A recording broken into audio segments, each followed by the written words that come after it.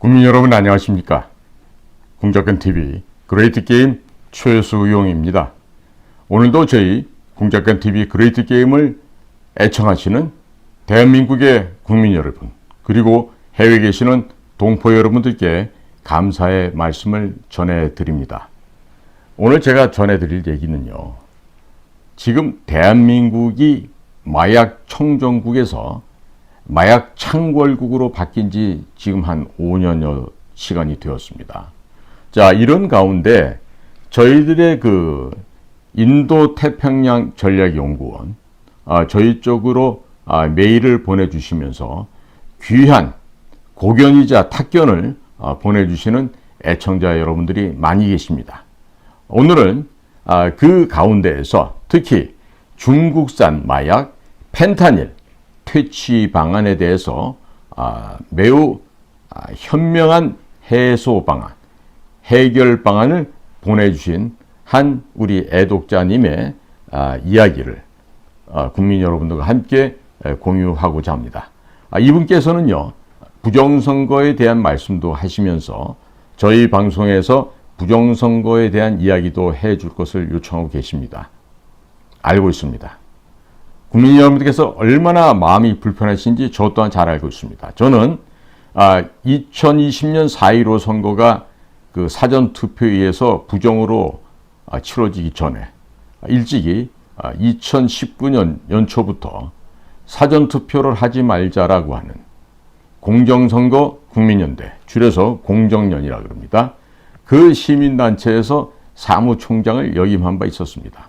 해서 제가 오근호 후보님처럼 그 정도의 전문가적인 식견은 아니라 하더라도 저 역시 부정선거에 대한 그 의미와 어떤 식으로 부정이 저질러지고 있는지도 잘 알고 있습니다. 하지만 아직 때가 아니 된 것으로 판단하여서 부정선거 말씀을 아직 안 드리는 거니까 그 점에 대해서는 애청자 여러분들께서 양해해 주시기를 간곡하게 부탁을 드립니다. 오늘 이 우리 애청자께서 보내주신 얘기는요, 매우 귀한 의견을 보내주셨는데, 지금 미국의 통상적인 마약은 남쪽에, 특히 콜롬비아라고 하는 남아메리카 서북단에 위치하고 있는 이 콜롬비아에서 이 마약 카르텔이 창궐하며 이것이 태평양 방향으로 혹은 카리브해 지나서 플로리다 쪽으로 이렇게 양방향으로 크게 미국으로 마약을 공급해 왔었습니다. 그때 들어가는 마약이 거기가 다 그 우리가 헤로인이라든지 또 뭐 다른 그 액체로 된 그 마약들이 들어가고 했었습니다만은, 지금 현재 미국을 가장 곤혹스럽게 만드는 마약은요, 펜타닐입니다. 근데 이 펜타닐이 어디서 가장 많이 제조되느냐? 중국입니다. 그래서 중국에서 생산돼서 요즘은 이 마약 판매 조직이요, 이메일 한 통이면 혹은 SNS상에서 한 번에 접촉을 통해서 최종 목적지까지 이 마약을 배달하는 이러한 시대의 변화를 맞고 있습니다. 그래서 애청자께서 주신 이야기는 미국이 전 사회적으로 펜타닐로 인한 사회적인 문제가 너무 커졌다.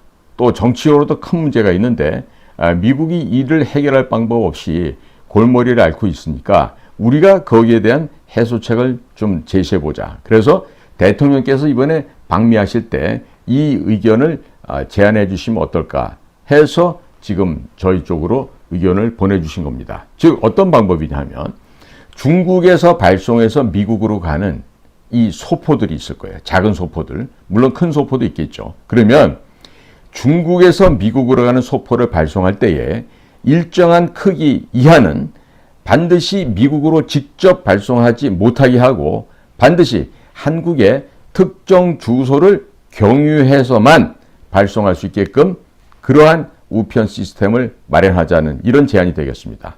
자, 그럼 여기서 한국의 검사소, 즉 한국에 먼저 도착한 물건들을 한국에서 검사를 하고 이것이 마약이 아니라고 입증될 경우면 미국으로 발송하고, 한국에서 중간에 검사하는 과정에서 이것이 마약으로 판명될 경우에는 당연히 미국으로 가는 걸 갖다가 방어하고 금지해야 되겠죠. 자, 그러면 우리나라의 국내에서 판매되는 펜타닐 또한 많은 양이 감소될 것으로 좀 예상이 됩니다. 더더군다나 이런 시스템을 하게 되면은 자, 한국의 영내에서 중국으로부터는 물건들을 검사하는 겁니다. 자, 그렇기 때문에 우리 또한 미국과 그러니까 미국과 연합으로 이런 검사를 시행하게 될 텐데, 자, 이렇게 검사를 하려면 일정한 건물도 있어야 되겠죠. 또 여기서 일하는 사람들 고용도 창출되겠죠. 당연히 미국에서는 이 인원들에 대한 그 임금을, 급여를 책임을 져야 되겠죠. 그리고 현재 미국의 그 통관 시스템 자체가 대한민국의 통관 시스템보다도 오히려 더 허술하다는 점이 많이 있습니다. 또 한편으로는 중국에서 직접적으로 미국을 못 가지 않습니까? 그 중간 점이지대로 한국을 거쳐야지만 미국을 갈 수 있게 되는, 이렇게 되다 보니까 이제 중국에서 이제 한국 쪽에다가 고개를 숙이고 낮은 자세를 취해야 됩니다. 그러니까 한국에서 이 모든, 그러니까 일정 크기 이하의 소포물에 대한 검사를 진행할 경우에 중국도 이것을 그 회피하기가 어려워질 겁니다. 더더군다나 한국에 있는 사람들 가운데에서 이러한 규정을 무시하고 이런 조사 검사를 회피하거나 방해하는 사람들은요, 그 바로 친중이거나 친북, 즉 빨갱이라는 얘기가 되겠죠. 그렇기 때문에 한국 내에서도 이러한 업무 시스템을 유지하는 과정을 통해서 대한민국 내에서 이상하다 혹은 김일성 우상 숭배라는 저 북을 찬양하는 자들을 또 선별해낼 수 있는 하나의 통로가 되지 않을까, 이런 생각이 듭니다. 그래서 이렇게 되면요, 중국에서 미국으로, 즉 민간인들의 소포로 위장을 해서 지금까지 다량으로 보내져서 지금 미국 전역이, 미국 전 본토가 이 펜타닐에 의해서 감염이 되어 있는데, 이런 그 중국산 펜타닐이 미국 시장을 감염할 수 있는 그 가능성이, 또 그 공급량이 매우 급격하게 감소하게 되겠죠. 대부분이 아마 한국에서 검색해서 한국에서 차단될 것으로 좀 예상이 됩니다. 자, 이렇게 되면 미국 사회도 건강해지겠죠. 안타깝게도 이미 중독된 사람은 어쩔 수 없습니다만은, 어찌됐든 중국산 마약 펜타닐이 미국으로 건너가는 통로를 이런 식으로 이제 우리가 질식시켜서 목을 졸라버리면 이제 어려워집니다. 자, 그러니까 이제는 또 어떤 방법이 있냐면요, 중국산 펜타닐을 멕시코를 통해서 이제 우회하는 겁니다. 그러니까 똑같습니다. 과정은 콜롬비아에서 헤로인이나 이런 다른 마약들이 건너갈 때랑 똑같은 길을 가는데요. 자, 중국으로 그러니까 중국에서 생산한 펜타닐이 멕시코를 경유해서 갈 때도 반드시 멕시코 가는 물건들도 일정 크기 이하는 반드시 한국을 경유하도록끔 그렇게 지금 만들어 버리면 되죠. 자, 이렇게 되면은 역시 멕시코에서 미국으로 들어가는 중국산 펜타닐 양도 급격하게 줄어들 겁니다. 자, 일례로요, 이 펜타닐이 왜 이렇게 사회적으로, 국가적으로 문제가 되는지 말씀을 드릴게요. 미국에는요, DEA, Drug Enforcement Agency, 마약 단속국이라는 조직이 있습니다. 물론 이 조직도 18개 내셔널 인텔리전스 커뮤니티 안에 소속되어 있는 그러한 마약 단속국이 되겠는데요. 이 마약 단속국 DEA 직원들이 이 물건들을 갖다 확인하는 과정에서 그 개봉해서 흡입을 숨을 한번 쉬었다가 바로 그 펜타닐에 중독돼서 쓰러지거나 아주 심하게 중독되는 경우들이 지금까지 많이 있어왔습니다. 자, 그러니까 이 펜타닐이 얼마나 이 농도가 진하고 독한 마약인지를 이제 국민 여러분들도 아실 거예요. 자, 그런데 지금 우리나라 같은 경우는요, 중국산 펜타닐뿐만 아니라 북한산 마약이 창궐을 하고 있습니다. 창궐을 하고 있습니다. 여러분들 벌써 잊어버리셨는지 모르겠지만 버닝썬 사건이 있었습니다. 그 버닝썬 사건의 그 주된 핵심 내용은요, 북한산 마약을 밀반입한 밀수 조직과 그를 눈 감아주고 같이 동조해준 경찰의 협조가 만들어낸 아주 최악의 결과물이었는데, 그 버닝썬 사건을 조사하는 과정도 그냥 유야무야 이렇게 넘어가 버렸죠. 청와대에 근무했다고 하는 윤총경. 그 친구 아마 아직 구속 안 된 걸로 알고 있어요.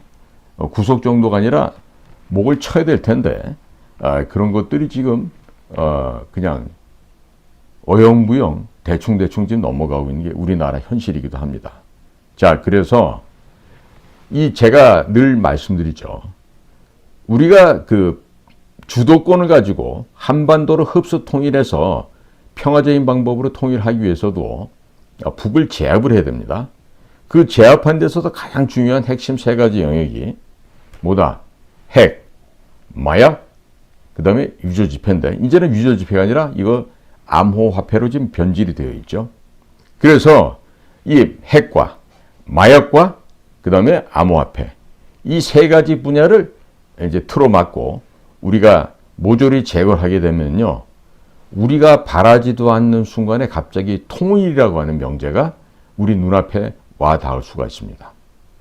자, 이와 같이 우리의 이 인도태평양 전략연구원 그리고 제가 하고 있는 이 공작관 TV 그레이트 게임을 애청하시는 우리 대한민국의 국민 여러분들이 얼마나 많은지 지금 수효를 세릴 수가 없어요. 자, 그런데 보면 구독자 수는 아직도 3만 명이 안 됩니다. 참 재미나죠? 자, 한번 기다려 보세요.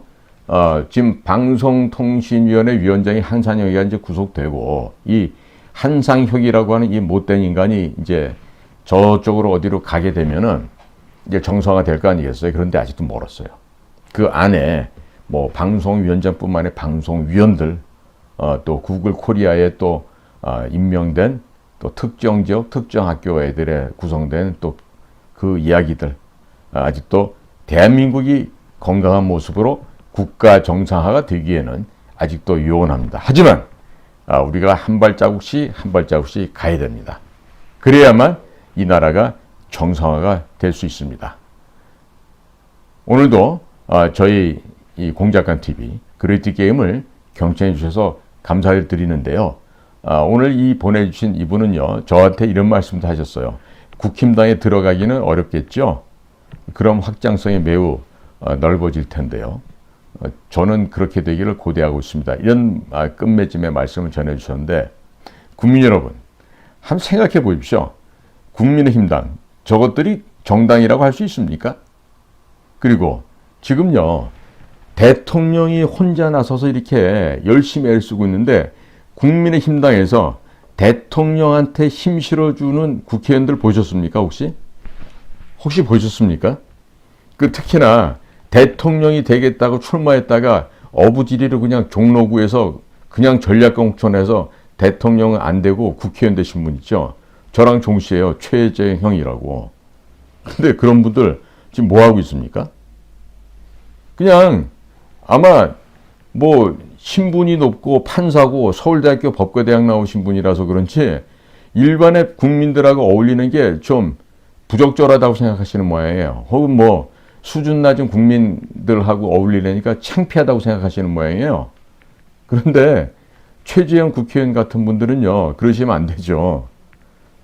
어떤 아버지 밑에서 자랐습니까? 그 돌아가신 아버지를 그렇게 팔고서 대통령 출마까지 하신 분이 지금 거의 공짜로 국회의원 되고 나서 나몰라라하고 지금 평안하게 쉬고 계시는 모양인데, 그러지 마세요. 최재형 의원님.